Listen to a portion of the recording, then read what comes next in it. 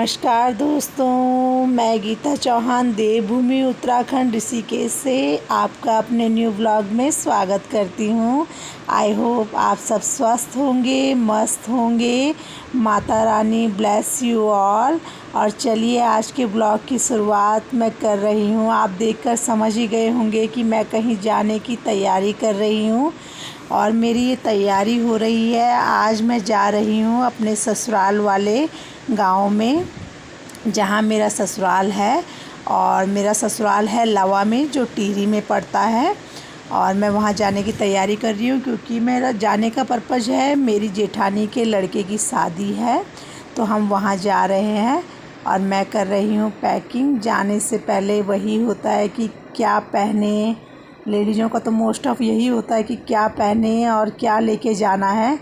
तो मैं यही देख रही थी। मैंने अपना सूट तो रेडी कर चुकी थी कि मुझे ये पहनना है। और क्योंकि हम लोग जा रहे थे, आज वहाँ पार्टी थी, तो हम पार्टी अटेंड करेंगे।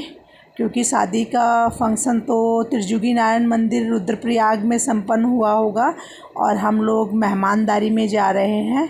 तो मैं भी रेडी कर रही थी अपना सामान, और मैं मेकअप किट रेडी कर रही थी, जो मोस्ट इम्पॉर्टेंट होती है वुमेंस के लिए। तो मैं उसी की तैयारी कर रही थी। कुछ जो ज़रूरी सामान है, वैसे मैं मेकअप करती हूँ लेकिन इतना ज़्यादा नहीं कि मतलब बहुत सारा मुझे सामान लगता है। मुझे मतलब बेसिक चीज़ें जो होती है, मुझे उसी की नीड होती है। तो मैं अपना सामान देख देख के रख रही थी। और हम दोनों ही जा रहे थे, हस्बैंड वाइफ, शादी में। और मेरी जेठानी और जेठ जी भी जा रहे थे। और बच्चे मैं नानी के यहाँ छोड़ रही थी क्योंकि बच्चे जाने को तैयार नहीं हो रहे थे। फिर बच्चों को प्रॉब्लम भी होती है गाड़ी में जाने में, मोशन सिकनेस की दिक्कत है। दिक्कत तो मुझे भी है, पर अभी तो मैं एक्साइटमेंट में जा रही हूँ और आगे तो मुझे पता है मेरा हाल बुरा ही होने वाला है, क्योंकि मोशन सिकनेस की दिक्कत मुझे भी है। और फिर मैं रेडी हो चुकी हूँ, हस्बैंड भी रेडी हैं, बच्चों को भी मैंने रेडी कर दिया है, क्योंकि उनको तो मैं नानी के यहाँ छोड़ते हुए जाऊंगी। और नानी उसकी नज़दीकी रहती है, यहीं ऋषिकेश में ढालवाला में नानी रहती है। तो बच्चे नानी के पास ही रहेंगे। नाना नानी भी अकेले रहते हैं, तो बच्चे उनके साथ आ जाएंगे तो उनका भी मन लग जाएगा। और बच्चों की फिर मैंने लीव भी ली है, स्कूल से मैंने उनके लिए लीव ली है। और अब हम चले अपने सफ़र में। और पहले हम बच्चों को छोड़ेंगे नानी के यहाँ, फिर हम अपना सफ़र आगे का तय करेंगे। तो बच्चों को हम लोग नानी के यहाँ लगभग छोड़ चुके थे और अब हमारा सफ़र शुरू हो रहा था। और सफ़र तो बहुत ही अच्छा, सुहावना। जैसे ही हम ऋषिकेश क्रॉस करते हैं तो मौसम में काफ़ी फ़र्क पड़ जाता है, ठंडक आने लग जाती है मौसम में। और क्योंकि यहाँ तो गर्म है, लेकिन आगे पहाड़ का सफ़र, पहाड़ में बहुत ठंडा है। और अभी इतना ज़्यादा ठंडा नहीं है, लेकिन काफ़ी अच्छा, ऋषिकेश से काफ़ी अच्छा मौसम है। और ये हमारे पहाड़ के बाज़ार है, ये आगरा खाल है। यहाँ पे आपको हर पहाड़ी चीज़ मिलेगी, पहाड़ी दाल, पहाड़ी सब्जियाँ, जो भी आप लेना चाहें, पहाड़ी जूस, बुरांस का और माल्टे का। तो हम घर से नाश्ता करके नहीं निकले थे, तो यहाँ पर हम नाश्ता करने के लिए रुक गए हैं। तो ये एक गणपति रेस्टोरेंट है, नया ही खुला है ये। तो हस्बैंड तो यहाँ से आना जाना काफ़ी होता है इनका, तो इन्होंने कहा ये अच्छा बनाते हैं खाना। तो मैंने कहा यहीं खा लेते हैं, अच्छा बनाते हैं, क्योंकि ज़्यादा यहाँ पर डिश नहीं मिलती है, इतना पहाड़ों में नहीं होता है कि जैसे हम शहरों में रेस्टोरेंट में कुछ भी ऑर्डर कर लें। तो यहाँ आपको मेन चीज़ या तो थाली मिलेगी या पराठे वगैरह मिलते हैं। तो हमने पराठे ऑर्डर किया, आलू के। और मैं वैसे खाना तो नहीं चाह रही थी, फिर हस्बैंड ने कहा कि खा लो, क्योंकि मुझे पता था मैं खाऊंगी बाद में और निकाल दूंगी इसको पहले। तो इसलिए फिर भी मैंने उनके इंसिस्ट करने में मैंने खा लिया। मैंने कहा चलो कोई बात नहीं, खा लेते हैं, देखा जाएगा जो भी होगा। बस तो मैंने खा लिया था। और बड़े टेस्टी पराठे बनाए थे इन्होंने, बहुत अच्छा लगा। और अब ये पहाड़ की वादियाँ देखे तो मेरे से तो रुका ही नहीं गया, मैं तो नाचने लग गई। मैंने रील भी बनाई एक दो, और हस्बैंड को शूट करने के लिए कहा। परेशान तो हो रहे थे बेचारे की, अब ये करो वो करो, शूट करो। और देखो मैंने पराठे बाद में खाए, यहाँ मैं पराठे निकालने लग गई। मोशन सिकनेस की दिक्कत है, तो मुझे वोमिटिंग होने लग गई थी। और अब बस, अब एक बार स्टार्ट हो गया तो आगे का सफ़र तो मेरा ऐसे ही जाने वाला है, क्योंकि बहुत परेशान हो जाती हूँ। जब मुझे उल्टियाँ शुरू हो जाती है तो ऐसा लगता है कि कोई अब पैदल ले जा रहे, लेकिन गाड़ी में ना बैठाए। तो गाड़ी में मुझे यही प्रॉब्लम होती है। पहाड़ के प्लेन्स में मुझे ऐसी दिक्कत नहीं होती। अगर मैं प्लेन्स में कहीं जा रही हूँ और हस्बैंड मेरी मजाक बना रहे थे, कहते एक पराठा भी नहीं खाया, 2 खाए हैं और अब कह रही है कि ये दिक्कत हो रही है। तो मेरी हालत काफ़ी ख़राब थी। अब आगे का सफ़र तय करने में डर लग रहा था कि मतलब बहुत दिक्कत होती है कि कैसे करूँगी। और फिर आगे ये झरना दिखा तो यहाँ मैंने मुँह हाथ धोए तो काफ़ी थोड़ा रिलीफ मिला। तो झरने को देख के तो मन ही खुश हो गया। पहाड़ी सौंदर्य बात ही निराली है। और कुछ देर बाद हम पहुँच चुके थे अपने गांव लवा।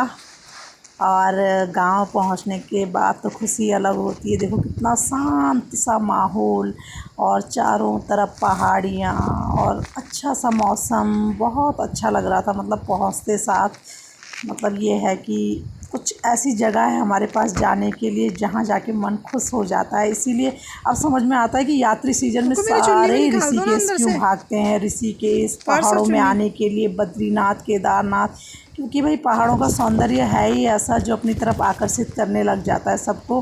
तो हम तो बड़े लकी हैं कि हम पहाड़ों में रहते हैं, हमारे पास पहाड़ों में भी घर है, तो बहुत अच्छा लगता है। और अब मैं हमारा जो रास्ता शुरू हो चुका था गलेरा, मतलब ये रास्ता मतलब गली जो हम बोलते हैं वो स्टार्ट हो चुकी थी हमारे घर की तरफ जाने के लिए। और ये है हमारा धारा, मतलब नल जहाँ से सब पानी भरते हैं। मतलब गांव के लोग अलग अलग बगड़ के हिसाब से लगा रहता है।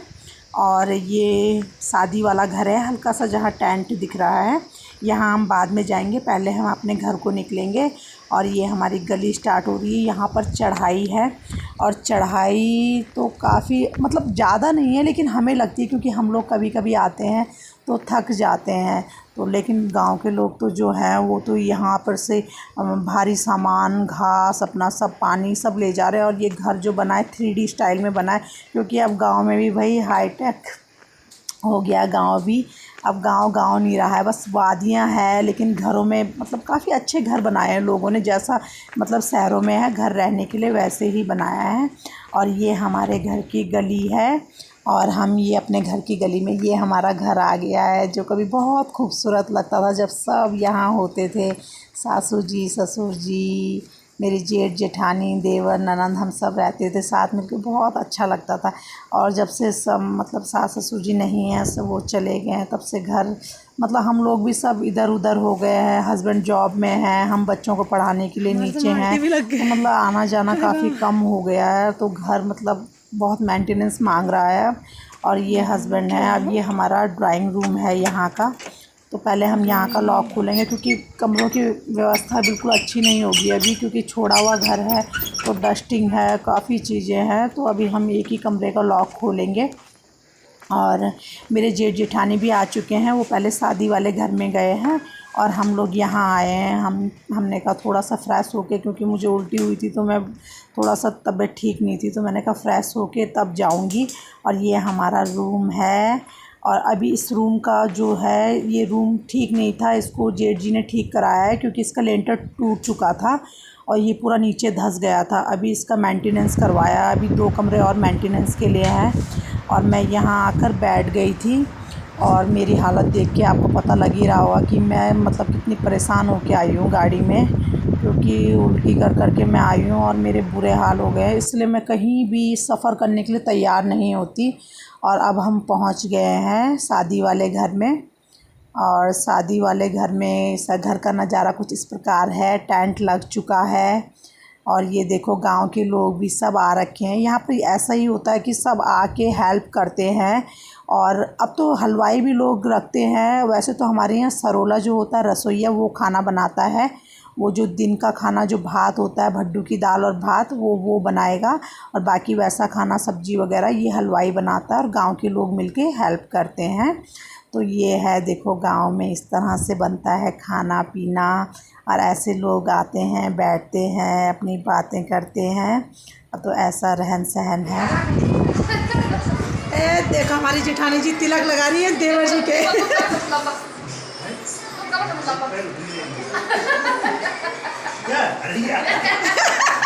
ले लो टॉफी खाना, टॉफी खाना, टॉफी खाना। गाँव का भात खा रहे हैं। काले खाना खा रहे हैं। आज हम बेटे की शादी का हैं, बारात घर आने वाले आज।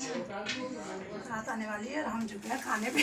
हम झुक गए खाने पे। अब हम आटा उटा गूँथेंगे, शाम की तैयारी करेंगे। ठीक है, आप लोग भी आने वाले हैं, जो हमारे साथ के हैं, हमारी सहेलियाँ सब आने वाली है। एक तो आ रखी है, आज सहेली मिलन हुआ है। ये हमारी बुआरी जी ये हमारी बुआरी है अन्नू, स्वीट सी बहू है हमारी।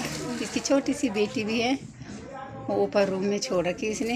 ये शाम के लिए चाय पत्ती चीनी रख रही डिब्बों में, जो मेहमान आएंगे उनके लिए सबसे पहले चाय बनेगी।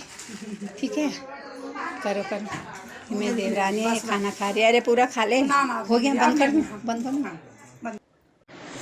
और अब हमको यहाँ पर मिल गया है काम करने के लिए। जेठानी जी ने हमें लगा दिया है काम पर।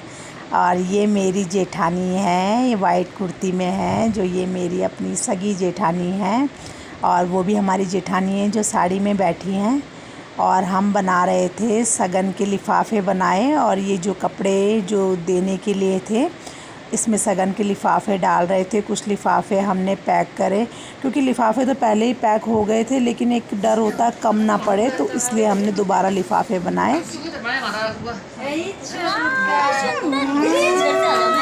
वाह पिचू,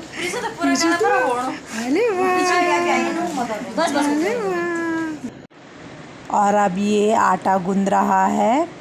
ये आटा शाम को जो रोटियां बनेंगी, मेहमान जो आएंगे वो रोटियां खाएंगे, तो ये आटा उनके लिए लगाया है। और ये सब मिलके आदमी लगा रहे हैं, लड़के लोग लगा रहे हैं, क्योंकि इसमें ये 20 किलो आटा है और इसको गूंदने के लिए ताकत ही चाहिए। ये तो भाई यही कर सकते हैं ये काम, और बाकी तब लेडीज़ें रोटी बनाएंगी। और अब मैं आपको आगे की जो शादी है, बारात, सब चीज़ें दिखाऊंगी नेक्स्ट व्लॉग में, क्योंकि ये व्लॉग बहुत लंबा हो जाएगा और आपको बोरियत आ जाएगी। तो इसलिए मैं नेक्स्ट व्लॉग में आपसे मिलूँगी। तब तक के लिए मेरे ब्लॉग को लाइक करिए, शेयर करिए और कमेंट करिए।